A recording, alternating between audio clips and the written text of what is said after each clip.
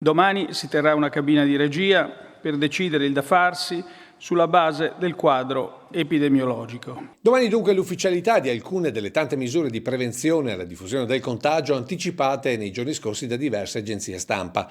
Data per sicura l'estensione della mascherina all'aperto in tutta Italia, peraltro già obbligatoria da sabato scorso in Veneto, si parla insistentemente di tamponi anche per chi si è sottoposto a una o al massimo 2 dosi di vaccino.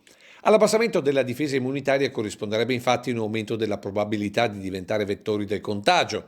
Un provvedimento che, secondo il sindaco di Treviso e presidente di ANCI Veneto Mario Conte, metterebbe ulteriormente sotto pressione la macchina dell'USL, penalizzerebbe il settore dell'accoglienza e della ristorazione, oltre che creare più di qualche perplessità nella cittadinanza. Credo che sia un po' difficile da accettare, complicato anche da un punto di vista organizzativo e soprattutto non sostenibile da un punto di vista dei costi.